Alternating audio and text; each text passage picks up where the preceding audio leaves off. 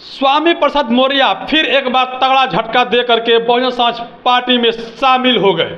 सोचिए, मैं बता रहा हूं, अभी बड़ी खबर निकल के आ रही है कि अखिलेश यादव के पार्टी छोड़ने के बाद अपना पार्टी उन्होंने बनाया, लेकिन इस वक्त की बड़ी खबर निकल के आ रही है कि स्वामी प्रसाद मौर्य बहुजन समाज पार्टी के बैनर तले चुनाव लड़ेंगे।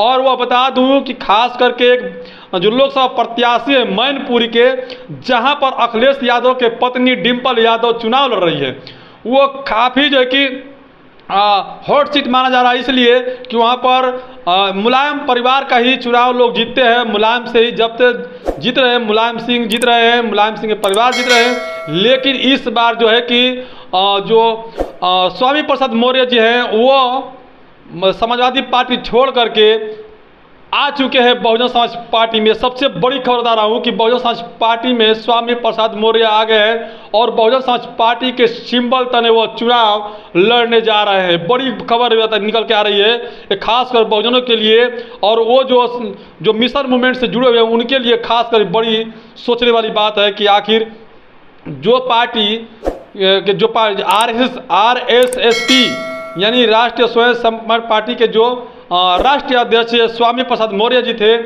पहले बीएसपी में कद्दावर नेता हुआ करते थे।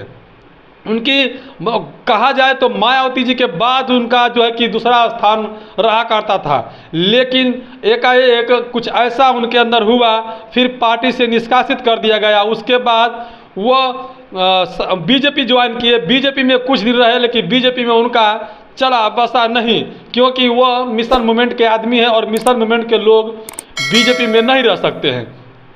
उसके बाद क्या हुआ, समाजवादी पार्टी उन्होंने ज्वाइन किया। समाजवादी पार्टी में काफ़ी दिनों तक रहा और समाजवादी पार्टी को मजबूत बनाने में भी सहयोग किया उन्होंने।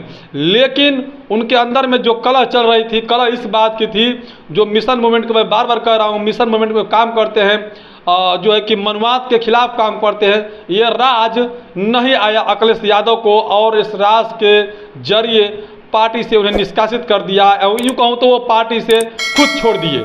उसके बाद क्या, वो अपने पार्टी बनाए और अपनी पार्टी के प्रचार प्रसार में लगे रहे। लेकिन उसी बीच में किसी ने उनसे गठबंधन नहीं किया। फिर भी उन्होंने कहा कि नहीं, मैं इंडिया गठबंधन का प्रचार करूंगा और मोदी को हराने के लिए काम करूंगा, बीजेपी को हराने के लिए काम करूंगा, जो एनडीए गठबंधन है उसे हराने के लिए काम करूंगा।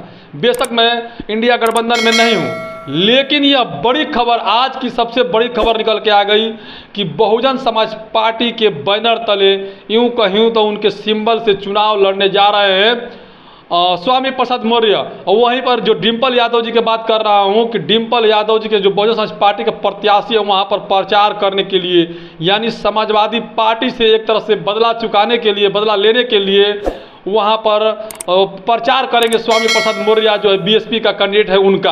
अब इसी से अंदाज़ा लगाया जा सकता है कि बहुजन समाज पार्टी ने और स्वामी प्रसाद मौर्य में कुछ न कुछ चल रही है, और जिसके चलते बहुजन समाज पार्टी वो ज्वाइन फिर से एक बार करने जा रहे हैं। बेशक अपने पार्टी में है, लेकिन बहुजन समाज पार्टी के बैनर तले चुनाव लड़ने जा रहे हैं। सबसे बड़ी खबर बता रहा हूं स्वामी प्रसाद मौर्य, ये पूरे मौर्य समाज के साथ में ये जो बहुजन समाज के लोग हैं उनके लिए बड़ी खबर है कि बहुजन समाज पार्टी में फिर एक बार शामिल हो रहे हैं स्वामी प्रसाद मौर्य। सबसे बड़ी खबर आ रहा हूँ आप लोगों के लिए कि बहुजन समाज पार्टी ज्वाइन कर रहे हैं और जीतना उनका तय है। और उसने साफ साफ कहा स्वामी प्रसाद मौर्य ने कि इस बार भारतीय जनता पार्टी की 400 पार नहीं बल्कि 400 से हार होगी। अब इसी से अंदाजा लगा सकता है कि अभी भी कितने तेवर में हैं स्वामी प्रसाद मौर्य। हालांकि बता दूं कि स्वामी प्रसाद मौर्य की जो बेटी है वह बहुजन समाज पार्टी ज्वाइन किया है और जो लोकसभा प्रत्याशी से चुनाव भी लड़ रही है। इसी से अंदाजा लगा सकता है कि जब स्वामी प्रसाद मौर्य की बेटी जो चुनाव लड़ सकती है बीएसपी से, तो स्वामी प्रसाद मौर्य को आना भी तय हो गया था। और आज वो साबित हो गया कि बहुजन समाज पार्टी के सिंबल तले चुनाव लड़ेंगे स्वामी प्रसाद मौर्य। बाकी आप लोग किस तरह से देखते हैं कमेंट कर जरूर बताइएगा। वीडियो को ज़्यादा से ज़्यादा शेयर कीजिएगा। धन्यवाद।